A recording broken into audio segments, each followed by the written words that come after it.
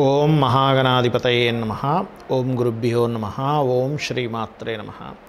పరమేశ్వర స్వరూపమైనటువంటి జ్యోతిష, వాస్తు మరియు ఇతర అనేకమైనటువంటి శాస్త్రములను మనకు అందించినటువంటి మహర్షులకి నమస్కారం.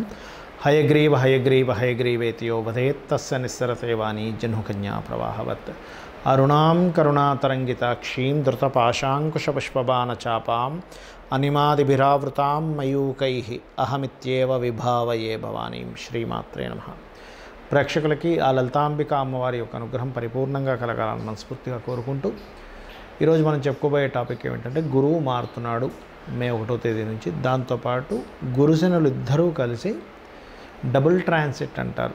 ఈ డబుల్ ట్రాన్సిట్ వల్ల మనకి చూడండి, ఏదైనా ఒక మన పర్సనల్ చార్ట్లో కూడా రెండు గ్రహాలు డబుల్ ట్రాన్సిట్ ఒక భావాన్ని కనుక వీక్షిస్తున్నాయి, అందులో ముఖ్యంగా మేజర్ ప్లానెట్స్ శని గురువులు వీక్షిస్తున్నా, శని గురువు కలిసి ఏ నక్షత్రాల మీద సంచరిస్తే ఎటువంటి ఫలితాలు రావాలన్నా ఆ గ్రహాలు ఎక్కువగా నిర్ధారిస్తూ ఉంటాయి. ఎందుకంటే గురువు జీవకారకుడు, ఎట్ ది సేమ్ టైం భగవత్ సంబంధంగా చెప్తూ ఉంటారు గురువుని దైవానుగ్రహంగా. శని ఈజ్ కర్మకారకుడు, అంటే కర్మ భగవత్ సంబంధించిన ఎనర్జీ, ఈ రెండు కలిస్తే వచ్చే రిజల్ట్ ఈజ్ డబుల్ ట్రాన్సిట్.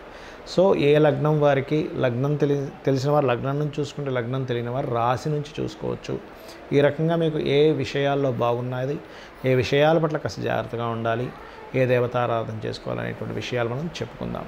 కన్యా లగ్నము, కన్యా రాశి. కన్యవారికి కనుక చూసుకున్నట్లయితే ఈ డబుల్ ట్రాన్సిట్ మీకు ఎటువంటి పాజిటివ్ ఎఫెక్ట్ ఇస్తుంది అని చెప్పి చూసుకున్నట్లయితే, మీరు ధైర్య సాహసాలతో చేసే ప్రయత్నం ఫలించేలా చేస్తుంది.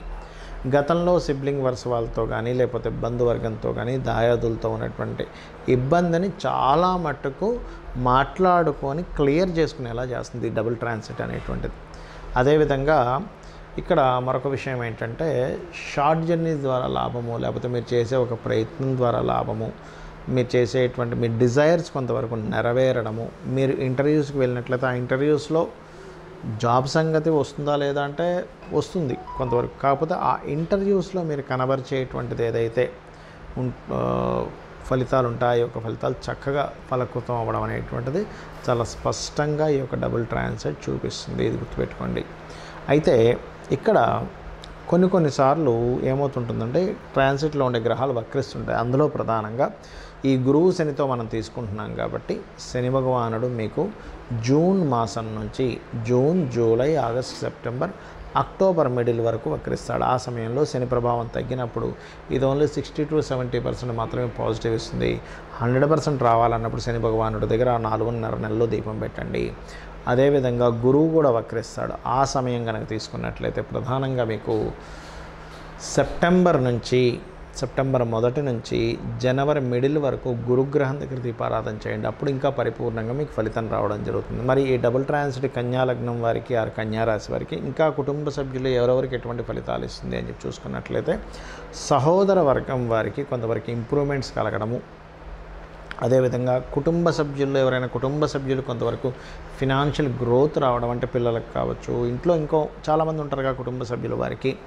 అదేవిధంగా మీ యొక్క సంతానం ఏదైనా బిజినెస్ పెడుతున్నట్లయితే ఆ బిజినెస్లో ఇంప్రూవ్మెంట్స్ రావడము, అదేవిధంగా మీ యొక్క జీవిత భాగస్వామికి కానీ, మీ పార్ట్నర్స్కి కానీ పెద్ద మొత్తంలో రావాల్సిన ధనము రావడము, అదేవిధంగా మీ యొక్క తండ్రి గారికి కొంత పార్ట్నర్స్ ద్వారా కొంతవరకు సపోర్ట్ రావడము, ఇటువంటివి జరుగుతాయి. ఇక మీరు కంప్లీట్గా మీ యొక్క డబుల్ ట్రాన్సిట్ పరిపూర్ణంగా మీకు ఫలితం రావాలంటే, మీకు లగ్నంలో కేతువు యొక్క సంచారం జరుగుతుంది కాబట్టి, మీరు ట్రాన్సిట్లో ఈ కేతువు యొక్క గోచార ఫలితం మీ మీద పనిచేస్తూ ఉంటుంది కాబట్టి, ఉదయం నిద్ర లేచిన వెంటనే గణపతి ధ్యానం చేయండి. గోవులకి చక్కగా మీరు అరటికాయలు, బెల్లము తినిపించండి.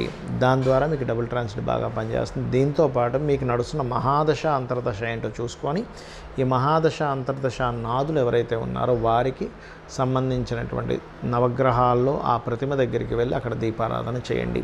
ఈ రకంగా మీరు చేసినట్లయితే మీరు అనుకున్నటువంటి డిజైర్స్, మీకు ఈ డబుల్ ట్రాన్సిట్ ఏదైతే ఉందో, డబుల్ ట్రాన్సిట్ శని గురువుల ద్వారా ఫలకృతమయ్యేటువంటి ఫలితాలు పరిపూర్ణంగా రావడం జరుగుతుంది.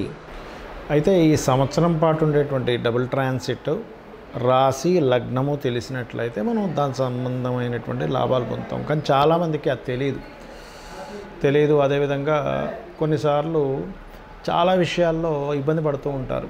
అంటే మనకి ఏదైతే గోచారం ఉందో గోచారంతో పాటు జన్మజాతకంలో ఉండే లగ్నం నుంచి 12 భావాలు ఎలా యాక్టివేట్ చేసుకోవాలి.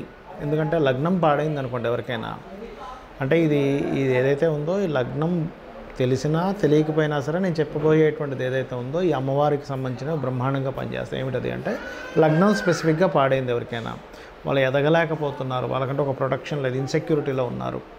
ఓం శ్రీమాత్రే నమః. లగ్నాధిపతి తెలుసు, లగ్నాధిపతి ఏ గ్రహాల ద్వారా పాడేయాలో అప్పుడు దానికి సంబంధించిన దానాలు ఇచ్చుకోండి. అలా కాకుండా ఫినాన్షియల్గా బాగా ఇబ్బంది ఉందండి, నాకు నా ధనాధిపతి పాడైపోయాడు, ధనాన్ని ఇచ్చేటువంటి గ్రహం పాడైపోయి వ్యతిరేక ఫలితాలు వస్తున్నాయి, అప్పుడేం చేయాలి అంటే సింపుల్గా ఒకటే గుర్తుపెట్టుకోండి. ఆ సమయంలో మీరు ఏమి టెన్షన్ పడకుండా లలితా సహస్రనామాల్లో ఓం సంపత్కరీ సమారూఢ సింధుర వ్రజ సేవితాయే నమః, లేదా ఓం ధర్మాధార ధనాధ్యక్ష ధనధాన్య వివర్ధినియే నమః. ఇక్కడ మనం అర్థం చేసుకోవాల్సింది ఏంటంటే మన ధనాధిపతి ఎక్కడ ఉన్నాడు, ఏ గ్రహాలతో కలిసి ఉన్నాడు, ఎందుకు మనకి రావాల్సిన డబ్బులు ఆగుతున్నాయి, ఎంత కష్టపడుతున్నాను ఎందుకు అవ్వట్లేదు అనే దాన్ని ప్యాటర్న్ అర్థం చేసుకోగలగాలి. అలాగే కొంతమంది కొన్ని ప్రయత్నాలు చేస్తుంటారు, లేదా కొంత భయంలో బ్రతుకుతూ ఉంటారు.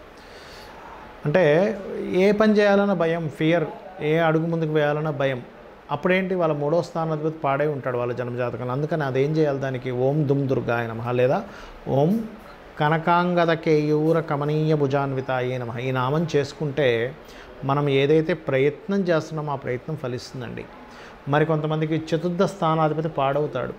పాడైనప్పుడు ఏమవుతుంది సర్వసాధారణంగా అంటే వాళ్ళకి విద్యా సంబంధించిన విషయంలో ఇబ్బంది రావడం, తల్లితో సరిగ్గా సహకారం లేకపోవడం, తల్లిగారికి ఇబ్బంది రావడం, లేదా ఏదైనా ప్రాపర్టీ తీసుకుందామంటే కుదరకపోవడం, ప్రాపర్టీ తీసుకున్నప్పటి నుంచి ఇబ్బంది రావడం జరుగుతుంటుంది. అలాంటప్పుడు ఏంటి, మీరు ఏ డైరెక్షన్స్లో ప్రాపర్టీ తీసుకోవాలి అనేది మీ వర్గును బట్టి ఉంటుంది. అంటే ఆ నుంచి అమ్మహ వరకు ఉండేటువంటి అక్షరం బట్టి ఏ వర్గు, ఆ క చ ట త ప ఇట్లా ఉంటాయి అక్షరాలు, ఆ అక్షరాలను బట్టి ఏ డైరెక్షన్స్లో తీసుకోవాలి అనేటువంటిది చూసుకోవాలి. ఈ కాంబినేషన్ ఏదైతే ఉందో మీకు చతుర్థ స్థానాన్ని పాడు చేసేటువంటి గ్రహస్థితి ఏదైనా ఉందా అనేటువంటిది కూడా చూసుకోండి.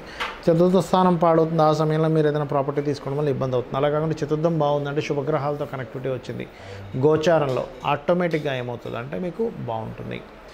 అదేవిధంగా మరి మంత్రం ఏం చేసుకోవాలండి అంటే లలితా సహస్రనామాల్లో మీరు మణిద్వీప వర్ణన చదువుకోవచ్చు. గృహయోగం కోసం లేనట్లయితే ఓం వదనస్మర మాంగళ్య గృహతోరణ చిల్లికాయ నమః చేసుకోండి, అద్భుతంగా మీకు గృహయోగం కలుగుతుంది. మరి పిల్లలు చదవట్లేదు, చతుర్థ స్థానం పాడైంది అన్నప్పుడు హైగ్రీవ స్తోత్రం చదువుకోవడము, లేదా ఓం శుద్ధ విద్యాంకురాకార ద్విజపంక్తి ద్వయోజ్వలాయ నమః అని చేసుకోవడం అద్భుతంగా మీకు పనిచేస్తుంది. దీంతోపాటు సంతానం కోసం ఇబ్బంది పడేటువంటి వారు పంచమ స్థానాన్ని, లేదా షేర్ మార్కెట్లోని లేదా ఫ్రెండ్స్ ఇబ్బంది వస్తుందంటే పంచమ స్థానం పాడైందని అర్థం. అలాంటప్పుడు మీరు సూర్యభగవాను చూస్తూ ఓం మిత్రాయ నమః అనే నామస్మరణ అద్భుతంగా పనిచేస్తుంది. సూర్య నమస్కారాలు చేసుకోవడము, ఎవరికైనా సంతాన ఇబ్బందులు ఉన్నప్పుడు దానికి పర్టికులర్గా మీరు ఓం దిగంబర దిగంబర శ్రీ పాదవల్లభ దిగంబర. మరికొంతమందికి 6వ స్థానం పాడైనప్పుడు ఏమవుతుందంటే రుణము, రోగము, శత్రుత్వాలు పెరుగుతూ ఉంటాయి. అయ్యో ఎన్ని రుణాలు ఉంటాయో కొంతమందికి, అసలు అసలు ఎన్ని అప్పుల మీద అప్పులు, ఒక అప్పుని తీర్చడం కోసం ఇంకో అప్పు చేస్తూ ఉంటారు. అదేవిధంగా హెల్త్ ఇష్యూస్ ఇబ్బంది పెడుతూ ఉంటాయి. అలాంటప్పుడు ఏం చేయాలంటే రుణం కోసం ఓం అపర్ణాయ నమః. హెల్త్ ఇబ్బంది పడుతున్నామండి, జాతక చక్రం తెలియదు, లేదా తెలిసినా మాకు చాలా ఇబ్బంది పడుతున్నామని అనుకున్నప్పుడు ఓం సర్వవ్యాధి ప్రశమని సర్వమృత్యు నివారిణి అగ్రగణ్య అచింత్య రూప కలికల్మషనాశిని నమః అనుకోండి. లేదండి మాకు శత్రుత్వాలు పెరిగాయి ఓం మిత్రాయ నమః అనుకోండి. కొంతమందికి 7వ స్థానం పాడవుతుంది. అలాంటప్పుడు ఏమవుతుందంటే వివాహం కోసం ఏదైతే మీరు ప్రయత్నం చేస్తుంటారో ఆ ప్రయత్నాలు సఫలీకృతం అవ్వవు. కొంతమందికి టైం రాదు, టైం రాలేదని తెలుసుకోకుండా కంగారు పడుతూ ఉంటారు. అయ్యో ఇంకా వివాహం లేదు, మా అమ్మాయికి వివాహం లేదనో, మా అబ్బాయికి వివాహం లేదనో, లేదా వాళ్ళకి సొంతంగా వివాహం లేదనో ఇబ్బంది పడుతూ ఉంటారు. అలాంటప్పుడు ఏమిటి అంటే చాలా సింపుల్గా లలితా సహస్రనామాల్లో నామం ఉంటుంది. అది ఏమిటంటే ఓం కామేశబద్ధ మాంగళ్య సూత్ర శోభిత కందరాయ నమః. ఏమి టెన్షన్ పడొద్దు, ఇది ఒక 40 నిమిషాలు చేసుకుంటూ మీ వివాహ ప్రయత్నాలు మీరు చేసుకున్నట్లయితే అమ్మవారు చక్కగా మీకు ఏ నామం చేసుకోవడం ద్వారా మీకు వివాహ యోగం కలగాలనేటువంటిది అది మీరు చేస్తున్నారో అది ఆటోమేటిక్గా ఎనర్జీ మీకు తీసుకొచ్చిస్తుంది ఆ వివాహ ప్రయత్నాలు సక్సెస్ అయ్యేలాగా. అదేవిధంగా ఆకస్మిక సంఘటనలు ఎక్కువగా అవుతున్నాయనుకోండి, అష్టమి చంద్ర విభ్రాజ అలికస్థల శోభితాయ నమః. ఏదైనా పనులు ఆగిపోతున్నా కూడా ఈ నామం పనిచేస్తుంది. ఎందుకంటే ఆ అష్టమి చంద్రుడు, అష్టమి నాడు తిథికి త్వరితాదేవి యొక్క ఆరాధన ఎప్పుడైతే చేశారో మీరు ఓం త్వరితాదేవి నమః అనుకున్నా కూడా ఆటంకాలు తొలగిపోతాయి. అదేవిధంగా మీకు జాబ్లో సరైనటువంటి ఇది లేదు, అంటే ఎంత వెతుకుతున్నా జాబ్ రావట్లేదు. ఓం మాణిక్య మకుటాకార జానుద్వైవిరాజితాయే నమః. దానివల్ల 2 లాభాలండి ఈ నామం వల్ల. ఎవరికైనా మోకాళ్ళకి సంబంధించిన ఇబ్బందులున్నా తగ్గుతుంది, కెరియర్ సంబంధించిన ఇబ్బందులున్నా తగ్గుతుంది. దీంతోపాటు ఓం శ్రీమాత శ్రీ మహారాజ్ని శ్రీమత్ సింహాసనేశ్వరి నమః కూడా జాబ్ ఇస్తుంది. అదేవిధంగా కొంతమందికి జాబ్ ఉండదు, వ్యాపారాలు చేస్తుంటారు. అయితే ఇక్కడ ఇంకొక విషయం ఏంటంటే ఏ వ్యాపారం చేయాలనేటువంటిది కూడా చాలామందికి తెలియదు. వాళ్ళ జన్మజాతకంలో ఏ గ్రహం ధనయోగాన్ని ఇస్తుంది, ఆ గ్రహానికి సంబంధించినటువంటి వ్యాపార సంబంధించినవి మీరు చేసినట్లయితే బాగుంటుంది. అసలు వ్యాపార యోగం ఉందా లేదా, ఉంటే ఏ గ్రహం ద్వారా ఉంది అనేది తెలుసుకొని మీకు ఎంత ప్రయత్నం చేస్తున్నా మీరు సక్సెస్ అవ్వలేకపోతున్నారు, నాకు వ్యాపారం ఒకటే దిక్కండి అంటూ ఉంటారు. అలాంటప్పుడు మీరు ఓం ఇంద్రగోప పరిక్షిప్త స్మరతూనాభజంగికాయ నమః కనుక చేసుకున్నట్లయితే ఖచ్చితంగా వ్యాపార అభివృద్ధి ఉంటుంది. మరియు దీంతోపాటు పర్టికులర్గా విదేశాలకు వెళ్ళాలి ప్రయత్నం చేస్తున్నాం అవ్వట్లేదు, డైలీ 2 times హనుమాన్ చాలీసా చేయండి. లేనట్లయితే సింజాని మణిమంజీర మండిత స్త్రీ పదాంబుజాయై నమః చేసుకోండి. దీనికి ముందు ఓం నమః ఓం కలుపుకొని. ఇలా ఏంటంటే ఏ నామాన్నైనా సరే మీరు 40 నిమిషాలు మినిమం చేయండి. ఏదో 10 సార్లు చేస్తామండి, 11 సార్లు చేస్తామండి అయిపోవాలనుకుంటే కాదు. 40 నిమిషాలు మీరు కనుక మనసు లగ్నం చేసి అమ్మవారు నాకు ఈ యొక్క యోగాన్ని ఇస్తుంది. ఎందుకంటే దేవీ పురాణంలో దేవీ భాగవతంలో అమ్మవారి స్వయంగా చెప్పింది, ఎవరైతే నా భక్తులు అవుతారో వాళ్ళ తలరాతని బ్రహ్మని పిలిచి మళ్ళీ తిరిగి రాయిస్తున్నాడు. కాబట్టి మీ యొక్క కర్మలన్నింటినీ తగ్గించుకోవచ్చు. చాలా సింపుల్గా ఈ రెమెడీస్ చేసుకొని మీరు అద్భుతమైనటువంటి యోగాన్ని పొందగలుగుతారు అమ్మవారి అనుగ్రహంతో. శ్రీమాత్రే నమః.